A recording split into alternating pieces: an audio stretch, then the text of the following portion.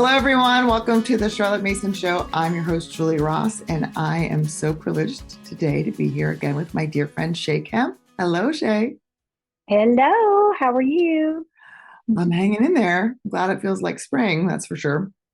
Yes, it's lovely outdoors. And we are continuing with our book club of volume 6, and we are on the section titled Knowledge of Man. And there's a lot of subjects that are covered in this section. And so we're going So to do many, what we can, and we'll finish the other ones so in many. another episode. But I think it's really interesting that, we've been doing this for like a year now, I think. And we are Hmm. now just getting to how to actually teach XYZ. Yes.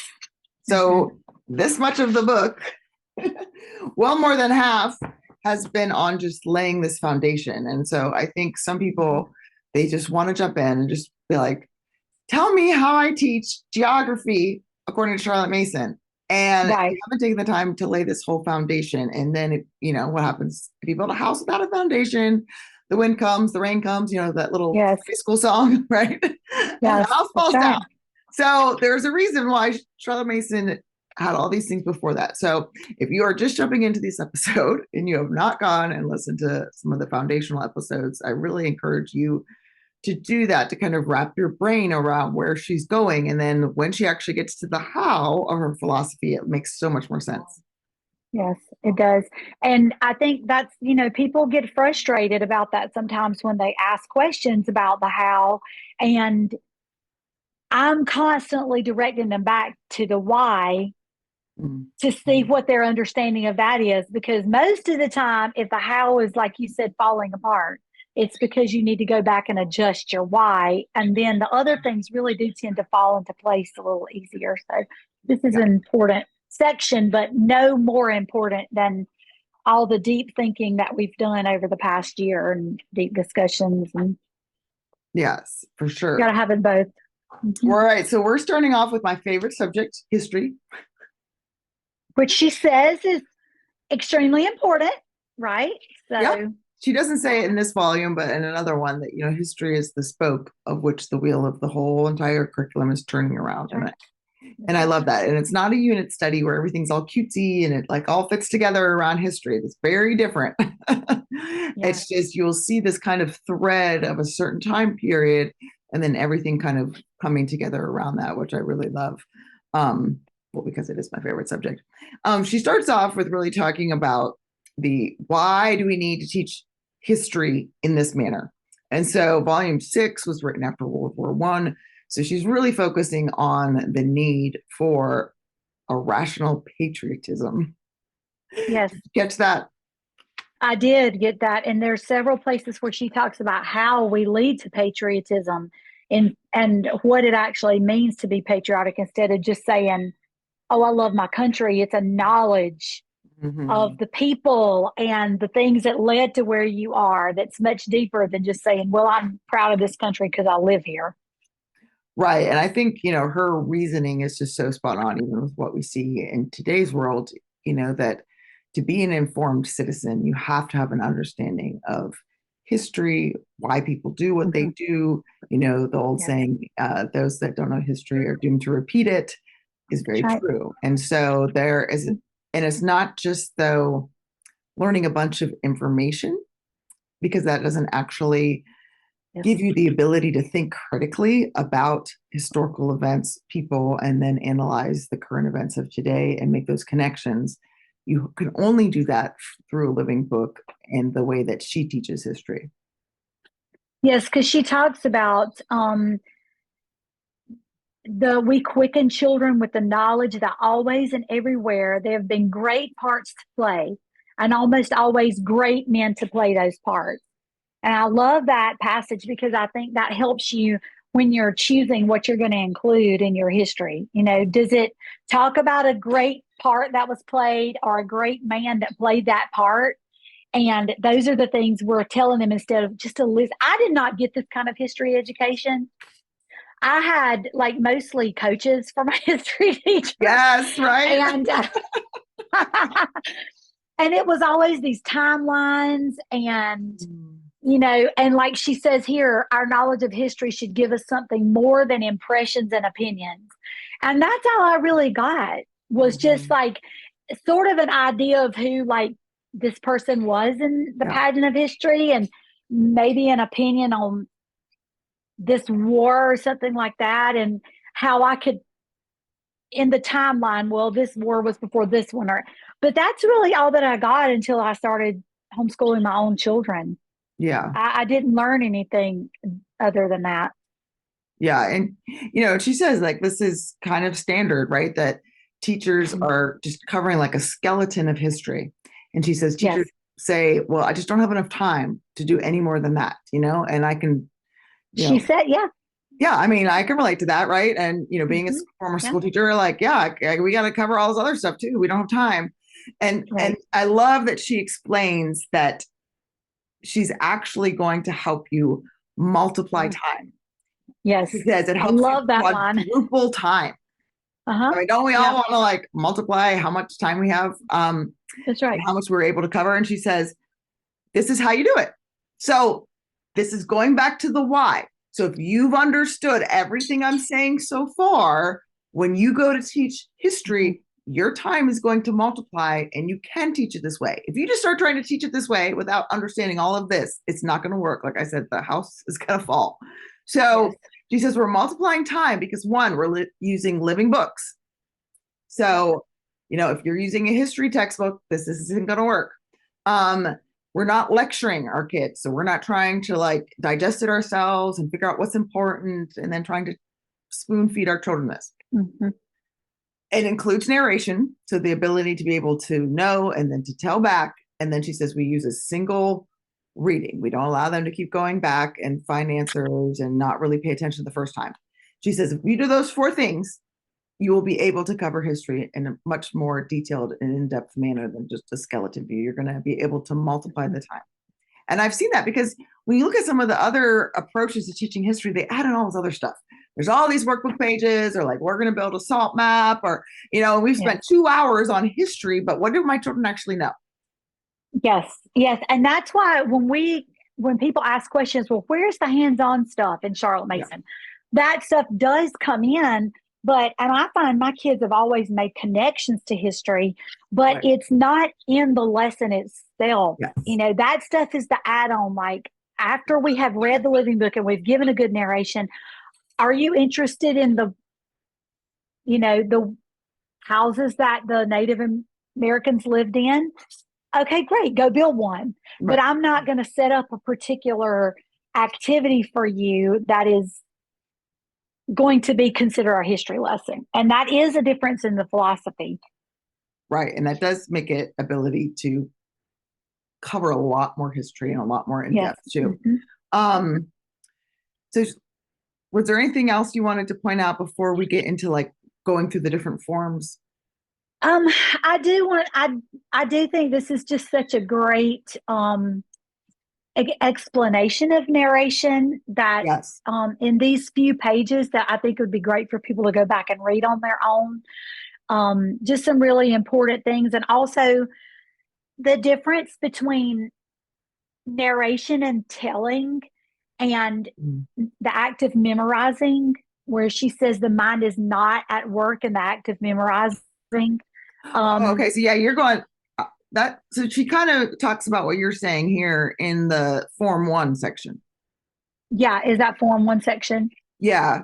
So she Yeah, starts okay. off, and I know my pages are different than yours, but Yeah, they're a little saying, different. Yeah. around age 6, okay, we're starting our formal lessons here.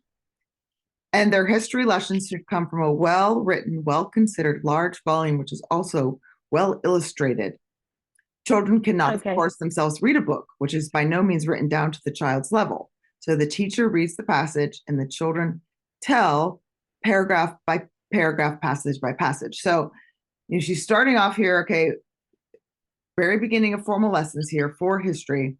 Choose your books wisely. I love that she says well illustrated too, because Yes. I include in adult fees a lot of picture books in Form 1, and a lot of Yes. other places do not do that. And I love the art and some of these beautiful, amazing picture books. And I Yes. think you're missing a ton when you just jump into chapter books for history with Yes. children, I do too. especially. I even use those illustrated books with my Form 2 and sometimes even my Form 4 because if they're well written, you Mhm. can introduce a topic of history that that child does not need to take an entire or maybe a person of Yes, history. right, You do not need to read an entire chapter book on that unless they're interested. right. But we can talk about that person in a book full of ideas that's well written, a Mhm. living book that they might miss out on in a chapter book. So Yeah, I still use those even with my, like, I'll include them in morning time. I'll still include those picture yeah. books and I always learn something from them. So that's a great advertisement for not look at that Form 1 list. That's a good Even point. if you have older children, it's worth checking out some of those books on that Form 1 list to Mhm. include like morning time or afternoon reading or something like that. Yes, for sure. That's a great point. Um, and so, at first, with your kids, you are reading it to them. Don't try to find Mhm. like little history readers. Those are fine for supplemental That's right. reading.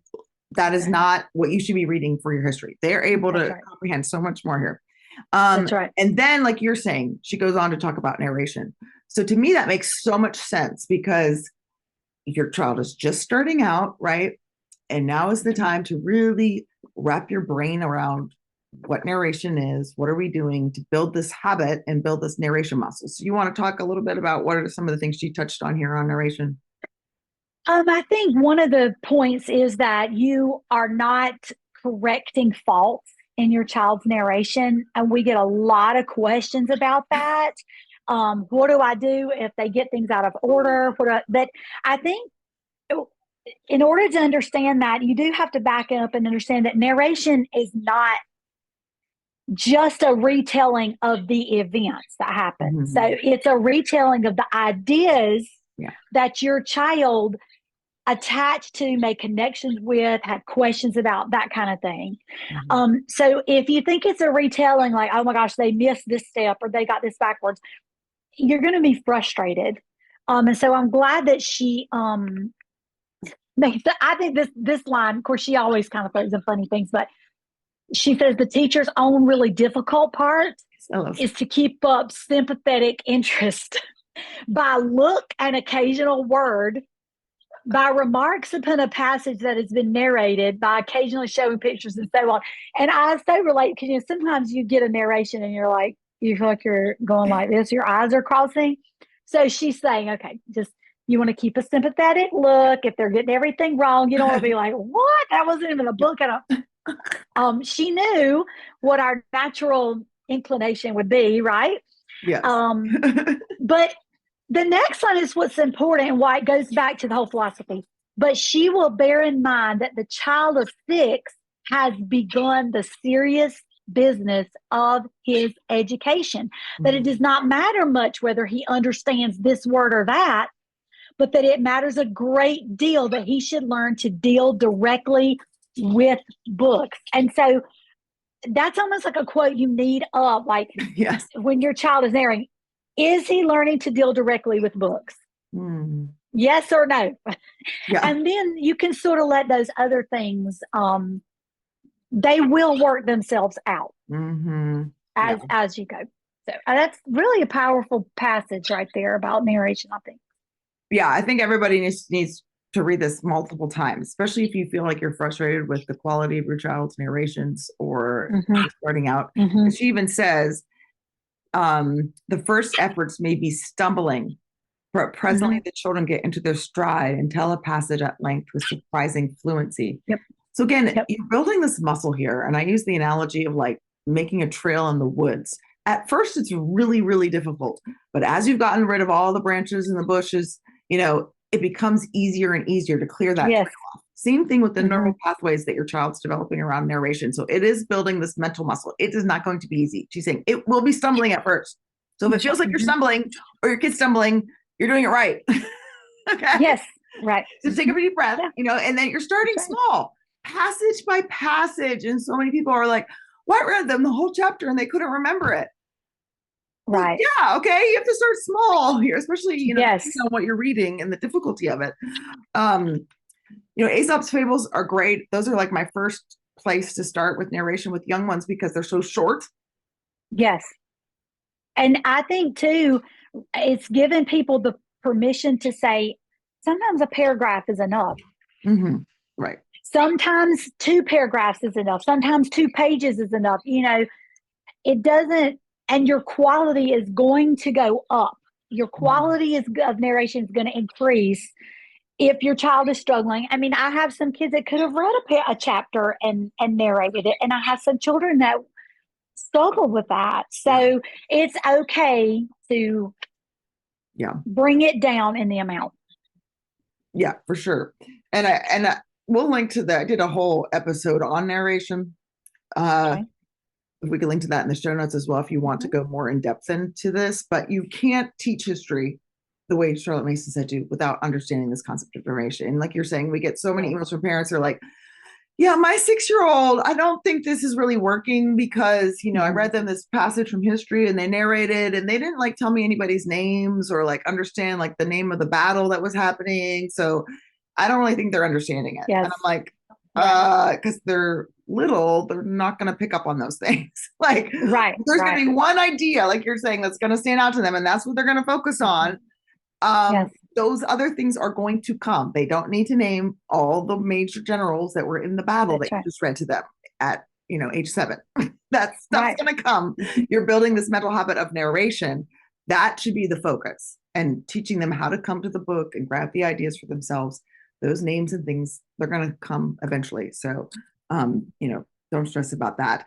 And then can you talk a little bit here where she's touching on this differences in our kind of memory? Yeah, so she talks about memorization, and we did get a lot of questions about this, about the difference between Charlotte Mason and some forms of classical education that are more focused on memory.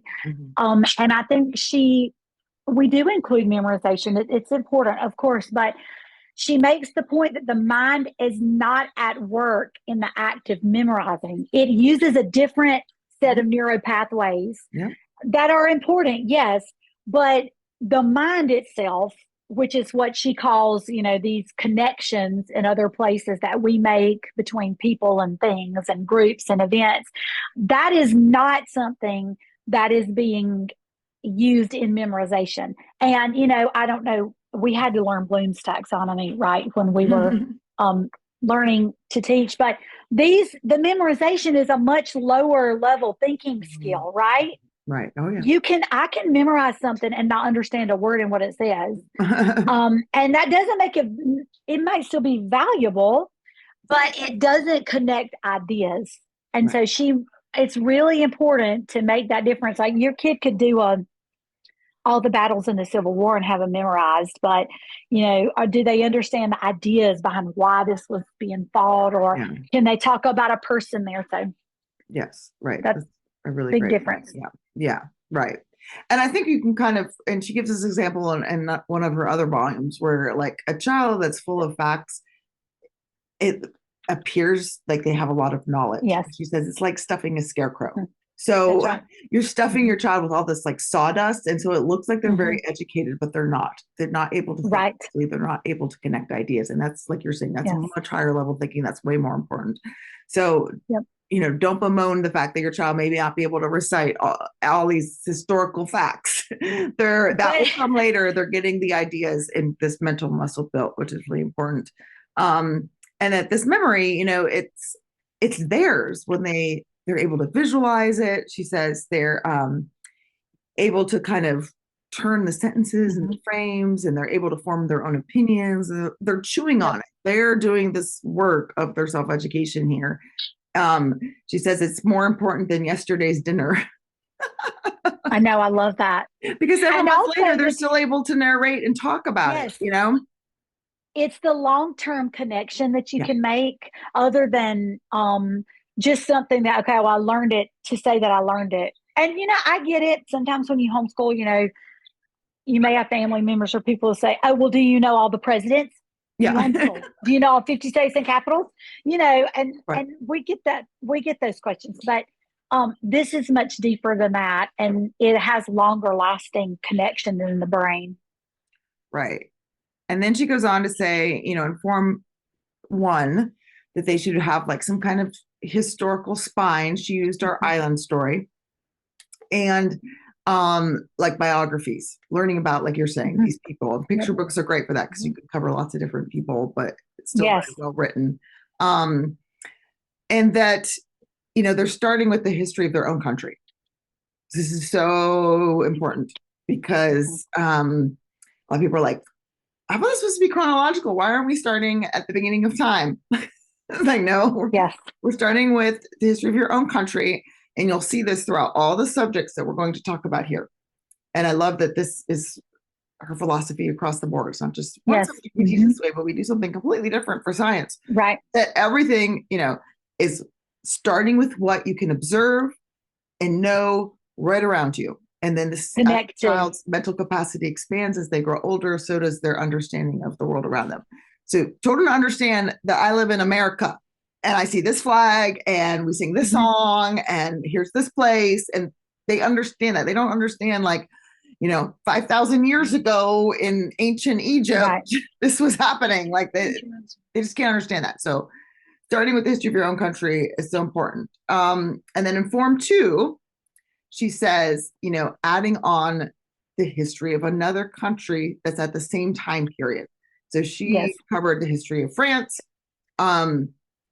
In a general feast, we do England because England and the United States were so tied since England was controlling the colonies, especially at first. But then throughout history, we partnered with them for so many things. And then I do kind of expand that to somewhat world history as well. And that has been one of my favorite things about doing this approach, because I learned so much about what was happening here in America. Stuff I already knew from my own history in high school, but I had no idea what was happening in the rest of the world at that same time. Me either. I was like, wait, Mozart and George Washington lived at the same time? Like, why didn't I know? That's one of my favorite things is like the beauty loops. And we're like, wait a minute, this person in history could have listened to this music. And the contemporaries of the people that you study are huge. And I'm still getting educated in that. We're in cycle 3 this year in the 1800s.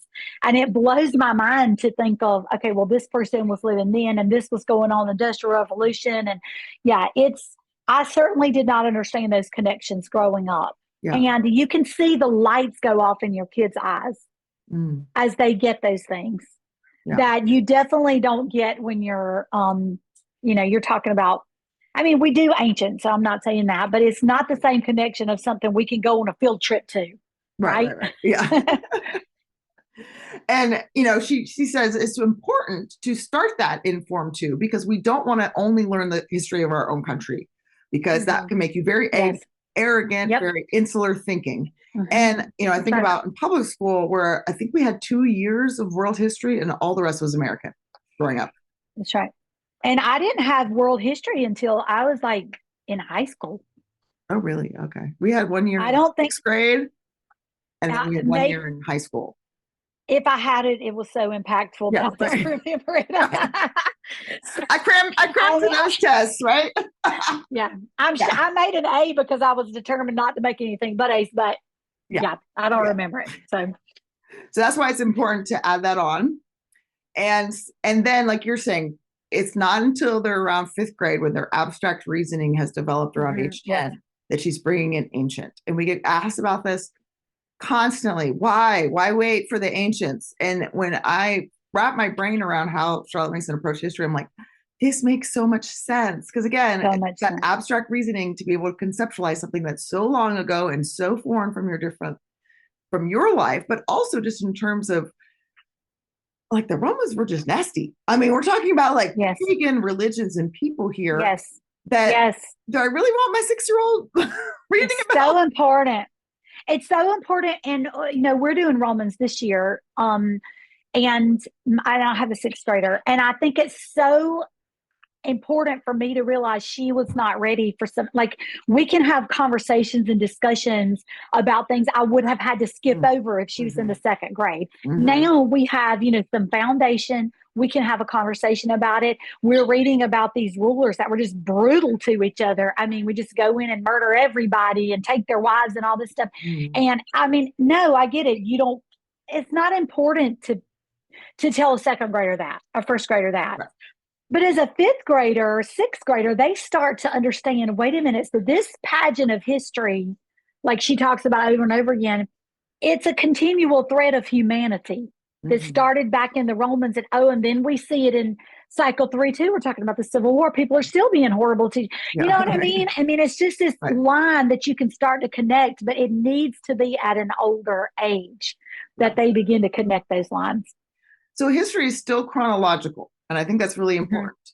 But it's, you're jumping in with the history of your own country first, and you're cycling through to modern times. So she says in here, like, when you get to 1920, what do? Oh, you start back over again. Okay, so when we get to like today, we start back over again. That's right. And then whenever they came into the school, they would jump in with whatever time period everybody else was doing. So it's not like, I'm starting at the beginning of American history with this child, but in 2 more years, I'm adding this child into school. I might have to start all over. No.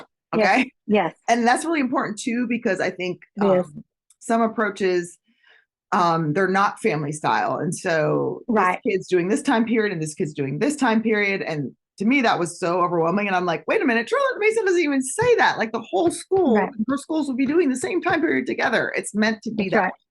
And it makes your life as a mom so much easier. So why not do it? But you get to see these beautiful connections. Like I can bring in a picture book that I think is really beautiful, and I'm reading it to my little ones, but I could ask my 8th grader to come listen to this because it's super awesome. Yes.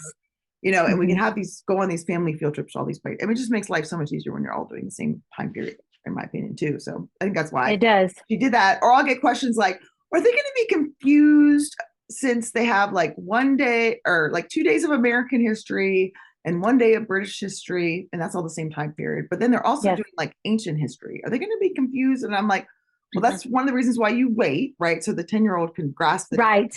But like when they're reading their Greek history book, they're not like, oh, where's George Washington? Shouldn't he be in this story? Like, yes. It's so removed from each other. Right. And I think those questions really just doubt the capability of a child's brain. Like those kind of questions are not respecting the intelligence of a child. I mean, I get it if a second grader would get confused, but my 6th grader has no problem understanding the difference between the Romans building the aqueducts and the Civil War general that we're discussing. There's no problem there. So I need to respect her brain and respect her capability of self-education to be able to read both of those. So and then the other tool that she mentions in this chapter is a book of centuries.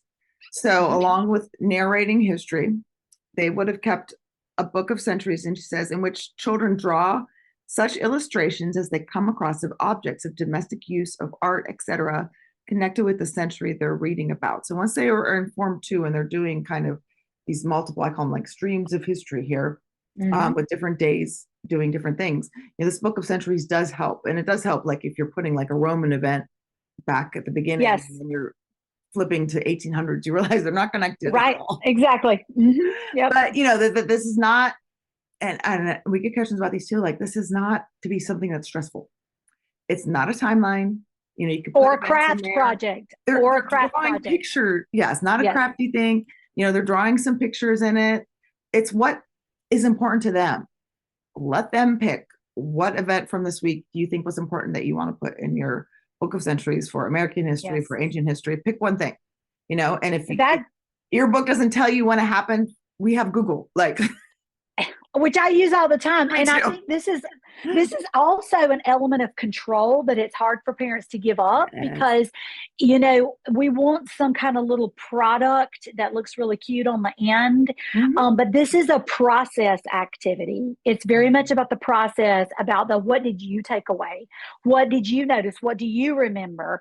And one thing I noticed here that I've never noticed before when I read this is she talks about objects of domestic use of art, etc., we tend to put in our book of century. So this encouraged me in my own homeschool.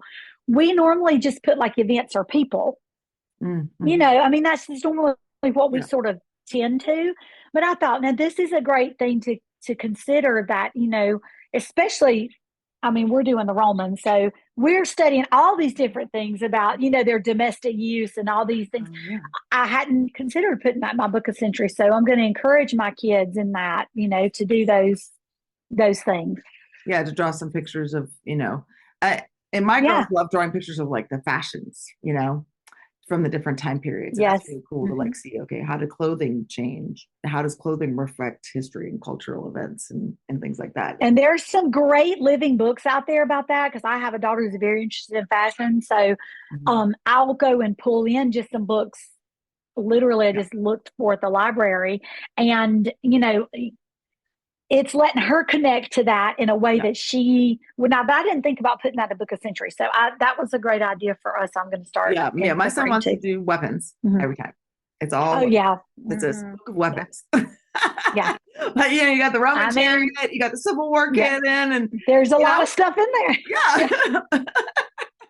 So Whatever you connect to. exactly. Um, so that's good. And then in high school, she's saying we still have these different streams. She's adding in European history. She said the ancient history would be more like a survey to Right. get through more of it at this age. She says it's really important in high school that history coordinates with literature. But again, it's still progressing here. So your ancient history is on like a 4-year rotation. Your American history is on a 4-year rotation. Your world or Right. British, they're all in this kind of 4-year cycle as well.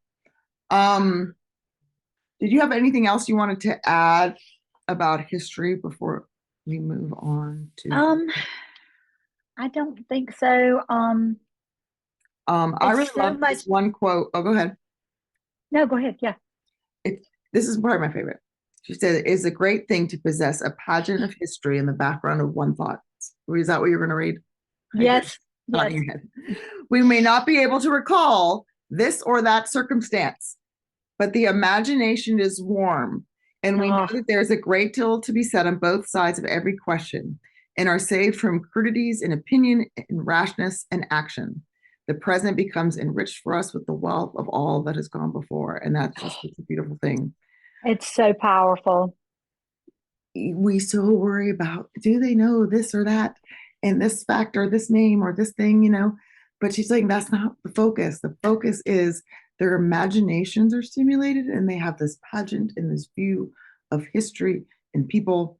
And it's this imagination that she's even saying is going to make people magnanimous citizens. It's going to help Yes. society.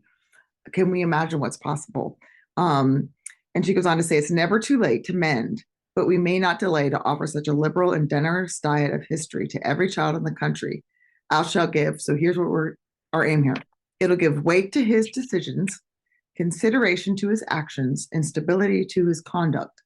That stability, the lack of which has plunged us into many a stormy sea of unrest. Oh, that quote is one of my favorites in this entire chapter because it goes back to the goal that we're trying to get to and how do we get to that goal. And this is where the why holds hands with the how. We Mm, want our children to be able to be people who give weight to their decisions, who consider their actions, who are stable in their conduct. I mean, there's not a parent out there that's not going to say that. right. They don't want that, for their children. But how do we do that? We have to back up and have these conversations and consider the way that we are educating them and let go of that control of, okay, well, I know that they got it because they answered 10 questions on this short answer, or Right. they answered this true or false. And we leave it to the divine teacher to put them in contact with these deep, rich ideas in history. And it's very, very, I mean, I've seen the fruit now that I have older children who are graduated from college. And um, it's just, such an encouragement, I think, to people who are starting and they have those questions like, Mhm. is this work? Is this going to be, yes, it Yeah. does. It does work. It does work. You stay the course, um, and even in just that one subject. Yes, and I think she did devote so much of this to history because it is so important, but and it is such an easy way to kind of explain narration and these other like Yes. really foundational Hmm. tools for what she's saying for Concepts. her Yes. philosophy overall. And Hmm. it makes so much sense with history. She It doesn't does. talk about it in this volume, but she does in others about having them draw their narrations or having them act out their Hmm. narrations for Yes. history, bringing, Hmm. let them play out their narration. Hmm. It doesn't have to be all this formal, what did you get from this chapter? That's right.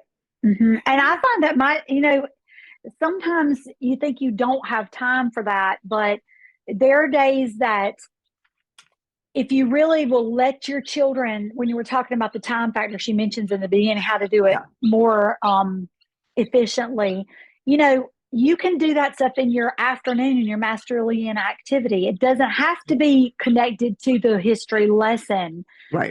You can say, okay, we've got an hour and show me something you learned from one of your lessons today. Act it out. Get your Legos out. Get the puppets Mhm. out or something like that. And yeah, it makes it not so stiff. And if you're like everything has to be a written oral narration, or that I think people tend to think that it needs to be. Mhm. And Yeah. we do a lot of the fun stuff in the afternoon. Yeah, because we have time, right? Yep. Let's skip narration and go to citizenship. Is Okay. that okay? Because I think that ties a little bit better with history. We can put Sure. these two together. Sure. And she even says that like citizenship is Mhm. connected to history. So you're learning Mhm. about these historical people. You're not just reading a bunch of facts, you're reading biographies where you can actually see what were the choices this person made. And I love that she emphasizes in here that our children need to see all of life. So they need, Yes. obviously at age appropriate levels, but Mhm. that, Well, she's yeah. you know, all of a person. We're not having this cleaned up little version, shiny picture of some historical figure, and everyone in history was perfect. Right. And she says when she's discussing in citizenship, she connects Plutarch to the Mhm. Bible. And I thought that was really powerful because she says Plutarch is like the Bible in this. He does not label the actions of his people as good or bad, but leaves the conscience and judgment of his readers to make that classification. So it's so important for people to, as you read that for your kids to see, okay, well, how did they come to that conclusion? Is this person a bad person or did they make a bad choice? Mhm. Yeah. You know, Mhm. big difference. And then as you begin to connect that to other people that you read about, you start to see that commonality of humanity, which points us back to God every time. Mhm. This is why we need God. There is no Right. perfect person out there that got all their choices right Right. all the way through. Yeah, she says, perhaps we are so made that the heroic, which is all heroic, the good, which is all virtuous, palls upon us, whereas we preach little sermons to ourselves on the text of failing and weaknesses of those great ones with whom we became acquainted in our reading. Children like ourselves must see life whole if they are to profit. At the Mhm. same time, they must be protected from grossness and rudeness by means of the literary medium through which they are taught. So, so she does use Plutarch for citizenship, and I have a whole Mhm. episode where I interviewed Rachel Leibowitz from the Charlotte Mason Plenary on Plutarch. So we'll just link to that in the show notes if Mhm. you're interested Okay. in that. But that's not all she used for citizenship. So No. she does teach it through Plutarch, what she's saying. We see this also in history, right?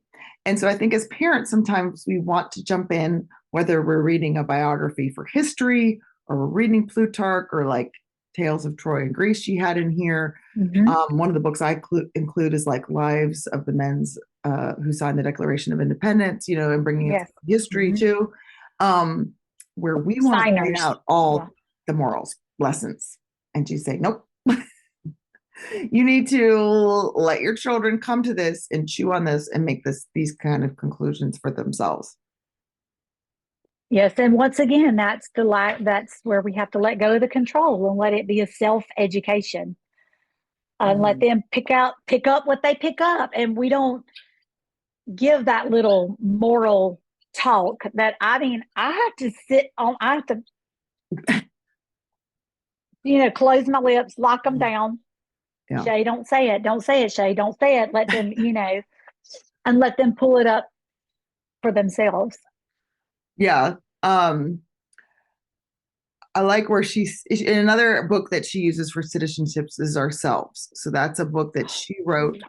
Um, Not all of it applies today, some of the lessons, things, but so much of it does. And it is meatier. It is written by Charlotte Mason. So if you read her volumes, hopefully you're reading along with us, right? In Ourselves, but it's, something that she believed children were able to handle and go through. And it's worth going through with your children if you want as well, even if they're in Form 3, reading it along with them because there's so much I learned about habits and myself Oh, by reading Ourselves. mhm. Yes. Um, And when yeah, go she ahead. talks about how powerful it is, but that it's an ordered presentation of the possibilities and powers that lie in human nature. Yep. And I really found that when I read that book, the way that she lays it out, it is deep and it is rich, but the way that she lays it out and connects each of the parts of ourselves Mhm. is something that's so original that Yeah. I have never found in any other book. Yeah, I love this example here where she says, "Oh dear," said a little girl coming out of the Yeah. swimming bath. "I'm just like Julius Caesar. I don't care to do a thing at all if I'm not best at it." And it's those kind of connections that is what makes this style of education so beautiful. It's not like you were teaching them a lesson on how to deal with perfectionist tendencies, right? And you found this Julius Right. Caesar story. And so today that's what you're going to focus on. It's like, no, Mhm. you just read them the story of Julius Caesar and they picked out the good or bad. And that was something that they made a connection to. And then later on, at some random point, like getting out of the swimming pool, they're like, oh, yeah, that reminds me of blah, blah, blah, blah, blah. That means that Yes. knowledge is theirs in that connectivity, that higher level thinking is what you're aiming for as well. So she says, in unlikely ways and from unlikely sources, do children gather the little code of principles which shall guide their life. So that's some part of the beauty of giving them this wide and varied feast. Mm. They're going to take it, what they need, and then they're going to be able to put some of these principles together based on what they see about people's decisions, what the consequences were, what kind of choices did they make. I think it's interesting that in here she says citizenship is morals and economics, but she didn't really touch on economics. Did you pick up on that? No, she did not mention that. So I would be interested to see in other places that she has written what her thoughts were on that. I don't know if there's other writings that she has that connect those two things, but yeah, I did Yeah. notice that. Yeah. Yeah. That like, what does, I mean, I guess being a good citizen, you need to understand economic principles, but she doesn't really Yeah. expand on it really. She No, really does she focus on the doesn't, not morals here. part. Yeah. Hmm. And in other Yeah, places too, no, I found she doesn't expand much on how to teach economics or what her view was or anything like that, which I think is yeah. interesting as well. But Well, and yeah, the economics now are so different from what the economics right. are there that really it's based on the morals and principles of how you would handle money anyway. So True. That's a good point. I wonder if that would be her connection, that maybe it's the way that you would approach it with Mhm. more in a moral way, on a way of justice. So I'm not really sure. Yeah, But yeah, that makes sense. All right. Well, we're going to stop there for today. So we covered history and citizenship, and next time we'll talk about literature composition. I think those kind of go together better anyway, mhm, in my yeah, opinion. I Um, think so too. yeah, and kind of how to, especially with composition, we get a ton. So that'll be great to have a whole episode to go to that. So thank you We for get a lot of questions about that too. So that'll be that's great what I'm to saying. have Yeah. that together. Well, Yes. we have a lot to talk about next time. So Yep. um, thanks for joining us. I hope this was inspiring and helpful to kind of practically how do I approach these subjects? How did she approach them? in their curriculum. Why do we even include like citizenship? What in the world is that? And why do I even include that now? Because that's not a subject we have anymore at all, and we had government and econ, but we didn't learn about these people and their choices and learn to form our own opinions or think for ourselves. We were just given a bunch of terms to memorize when I was in That's school. right. So that was same. Yeah. That was it. Yep. Yeah. All right. Well, thanks, Shay. And we'll put the links to those other episodes if you want to dive deeper in the show notes as well. So thank you, everyone. We'll see you next time.